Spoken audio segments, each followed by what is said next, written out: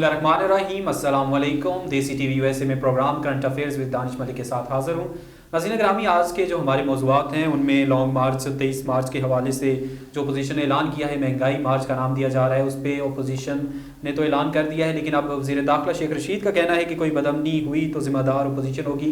इस पर भी हम गुफ्तगू करेंगे। इसके अलावा जो अफ़गानिस्तान के मौजूदा वज़ीर ख़ारजा हैं अमीरुल्लाह, उनका बयान भी सामने आया है कि लाखों अफ़गान शहरियों को मदद की ज़रूरत है।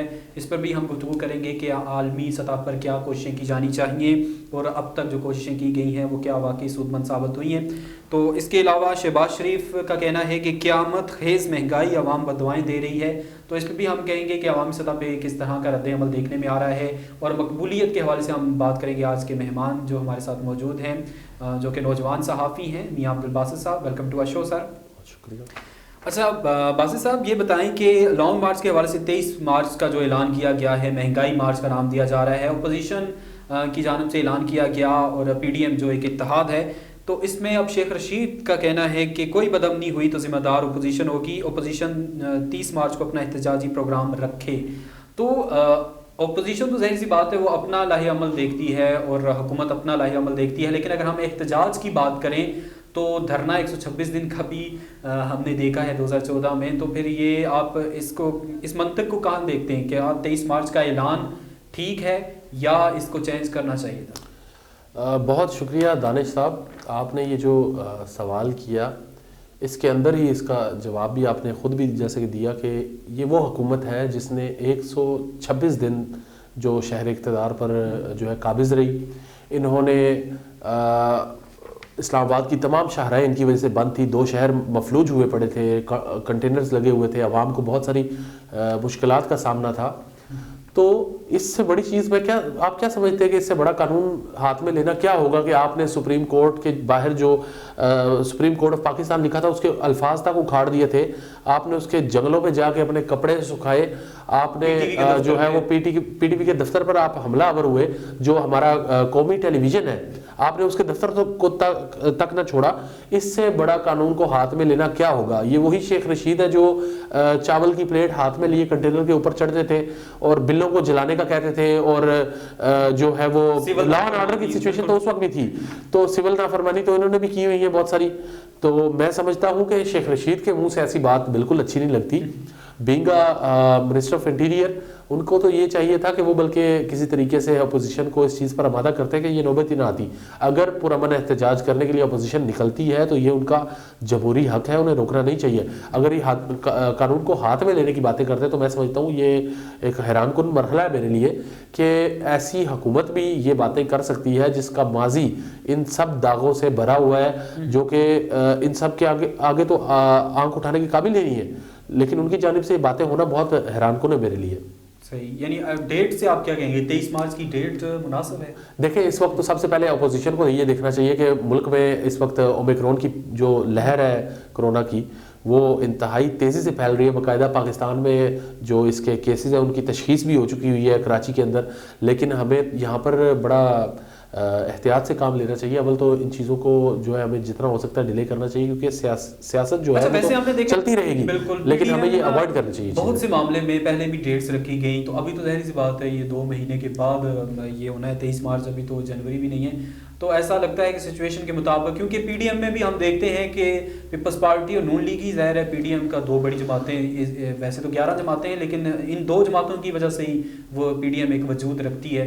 तो दोनों के नज़रियात भी मुख्तलिफ हैं, तो आगे चल के मेरे ख्याल में कोई सिचुएशन और भी हो सकती है, देखिए बदल सकती है। पीडीएम जिसका नाम पाकिस्तान डेमोक्रेटिक मूवमेंट था, अभी भी है। बिल्कुल, इस तरह की माजी में बहुत सारी मूवमेंट्स चली थी। ग्रैंड अलायंस आया था, जीडी आया था, आपको पता होगा, ग्रैंड डेमोक्रेटिक अलायंस था वो। तो ऐसी बहुत सारी हवाएं चली, तहरीकें चली, तो उनमें बहुत सारी कामयाबी हुई और कुछ को मुंह के बल खानी पड़ी। लेकिन इस वक्त जो पीपल पार्टी है और मुस्लिम लीग नून है, वो उन दोनों का बयानिया जो है वो अलग अलग है। तो दो राय होकर ये अलायंस जो है वो कभी भी चल नहीं पाएगा। मैं समझता हूँ कि इसकी जो सरबराही है वो मौलाना फजल रहमान कर रहे हैं, वो जिस तरीके से मैनेज कर रहे हैं, क्योंकि वो एक पुराने सियासतदान हैं और उनको ये मामलात संभालना बहुत अच्छे से आता है। उनकी तो कोशिश है कि इन मामलात को जितना हो सकता है संभाल के चलाया जाए, लेकिन बहुत सारे سارے لوگ بیچ میں ایسے بھی ہیں جن کی وجہ سے یہ چپکلش پیدا ہوئی اور وہ ابھی تک چلتی آ رہی ہے. تو میں نہیں سمجھتا کہ یہ جو الائنس ہے ان دو جماعتوں کے بیچ وہ کبھی بھی ایک بیانیے کے ساتھ آگے چل سکتا ہے, کیونکہ دونوں کے الگ الگ منشور ہیں, دونوں کے الگ بیانیے. تو یہ دو طرفہ رائے کے ساتھ پاکستان ڈیموکریٹک موومنٹ کا جو سفر ہے وہ جاری ہے.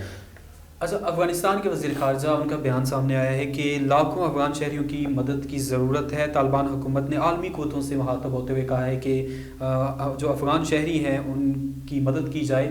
تو کیا آپ سمجھتے ہیں کہ اگر مدد کی, ظاہر سی بات ہے پاکستان بھی اس پہ بہت ہی بڑھ چڑھ کر حصہ لے رہا ہے, اپنی بساط سے زیادہ افغان بھائیوں کی مدد کر رہا ہے, تو عالمی سطح پہ آپ کیا دیکھتے ہیں کہ کیا افغان جو طالبان ہیں وہ دنیا کی توجہ یا اپنے جو ارادے جو ابھی وہ بتاتے ہیں کہ ہم بدل چکے ہیں, کیونکہ خود طالبان کہتے ہیں کہ ہم بدل چکے ہیں.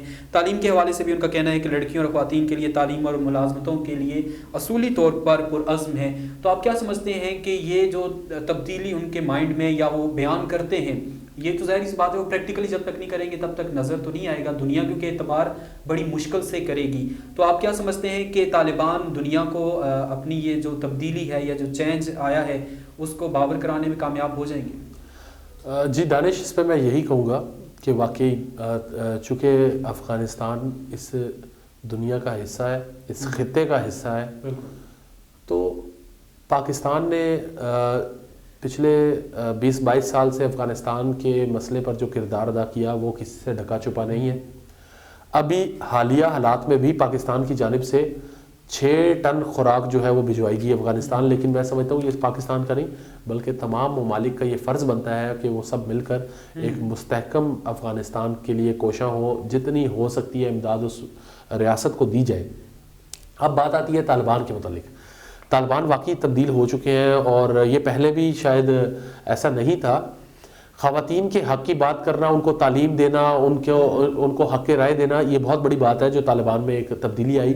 تو میں سمجھتا ہوں یہ ابھی بھی جو جمہوری عمل پہ جس طریقے سے عمل کیا جا رہا ہے, شہریوں کو حقوق دیے جا رہے ہیں, یہ بہت اچھی بات ہے. لیکن ہمیں سب سے پہلے افغانستان کو اس قحط سالی سے بچانا ہوگا, اس انسانی بحران سے بچانا ہوگا جس کا ہمیں آئندہ وہاں پر خدشہ ہے. افغانستان کو مستحکم کرنے کے لیے پاکستان جتنا ہو سکتا ہے کردار ادا کر رہا ہے, لیکن یہ سب سے پہلے فرض بنتا ہے ان نام نہاد انسانی حقوق کی تنظیموں کا, جس میں یونائٹڈ نیشنز ہے, جس میں اور بہت ساری تنظیمیں ہیں, OIC ہے, بہت سارے اور بھی ممالک کے جو الائنسز ہیں, ان سب کا یہ فرض بنتا ہے کہ وہ جتنا ہو سکے اپنا کردار ادا کریں اور اس ملک کے لیے آپ جتنی ہو سکتا ہے امداد بھی بھجوائیں, خوراک بھجوائیں, انسانی بحران سے اس ملک کو نکال لیا جائے تاکہ وہ بھی اس دنیا کا حصہ بن کے اسی طریقے سے آگے بڑھ سکے جو اس کا حق بنتا ہے. بالکل, تاکہ کسی المیے کی طرف نہ چلا جائے. اور کیونکہ اگر یہی حالات رہے تو دوبارہ سے کچھ تنظیمیں اور آگے آ جاتی ہیں اور پھر فنڈنگ اور ایک نیا سلسلہ شروع ہو جاتا ہے, تو دنیا کو کردار ادا کرنے کی ضرورت ہے.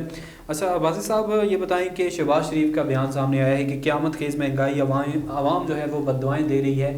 اپوزیشن لیڈر ہیں اور اپنا ایک موقف رکھتے ہیں, لیکن اگر مہنگائی کی بات کی جائے تو PTI کے اپنے ورکرز بھی یا اپنے ووٹرز جو ہیں ان کے, وہ بھی کہتے نظر آتے ہیں. لیکن ہم وزیروں کی جب بات کرتے ہیں تو وہ تو مہنگائی کو ایک عام ایشو کہہ دیتے ہیں. آپ کیا سمجھتے ہیں کہ مہنگائی کتنا بڑا ایشو ہے, اور کیا یہ اگلے الیکشن میں PTI کے جو ووٹ بینک ہے اس کو توڑنے میں ایک کردار ادا کر سکتا ہے مہنگائی کے حوالے سے اگر دیکھا جائے؟ دیکھیں, اس وقت پاکستان تحریک انصاف کی ایک میجورٹی ہے جو ان کا ساتھ دینے کو تیار نہیں ہے. آپ یہیں سے حالات کا جائزہ لگا لیں کہ جتنے وزراء بیٹھے ہوئے ہیں, کیا یہ نئے لوگ ہیں؟ کیا یہ پہلی بار اقتدار میں آئے ہیں؟ تو آپ کو جواب ملے گا نہیں. یہ وہ لوگ ہیں جو مختلف سیاسی جماعتوں کے ساتھ اور آمریت کے دور میں بھی وزراء کی جو نشستیں تھیں ان پر براجمان رہے ہیں, اور کوئی ایک بھی وزیر ایسا نہیں ہے جس کے پاس یہ سارے معاملات پہلی بار جو قلمدان جس نے تھاما ہو. اب میں بڑا حیران ہوتا ہوں جب اتنے تجربہ کار وزراء کے منہ سے یہ بات سنتا ہوں کہ پاکستان وہ واحد ملک ہے جہاں پر مہنگائی کی شرح جو ہے وہ باقی ممالک سے کم ہے. مہنگائی پاکستان میں ٹھیک ہے پوری دنیا میں ہوئی ہے, میں اس چیز کو مانتا ہوں, لیکن دیکھیں قوت خرید ایگزیکٹلی اصل میں جہاں پر دنیا میں مہنگائی بڑھی ہے وہاں پر ذرائع آمدن بڑھے ہیں، ٹھیک ہے، لوگوں کی آمدنی میں اضافہ ہوا ہے، لوگ جو ان کی ویلتھ تھی اس میں انہوں نے تھوڑا اضافہ کیا ہے، ان کے پاس مواقع ہیں کاروبار کے، روزگار کے. لیکن پاکستان میں آج بھی سب سے بڑا جو مسئلہ یہ ہے کہ آپ کا عام آدمی بے روزگار ہے، اس کے پاس اتنی قوت خرید اس کی نہیں کہ وہ آٹا خرید سکے 2 وقت کے لیے. تو آپ یہ مت خدا را کہیں کہ دنیا میں پیٹرول کی قیمت یہ ہے، دنیا میں ڈالر کی قیمت یہ ہے، دنیا میں سونے کی قیمت یہ ہے، تو پاکستان اس کی نسبت کم ہے. خدا را آپ ہمسائے ممالک کی اگر مثال دیتے ہیں تو میں آپ کو یہ بتاؤں کہ آپ پاکستانی معیشت کو دیکھیں، اس وقت پاکستانی روپے کی قدر جو ہے وہ کس حد تک گر چکی ہے.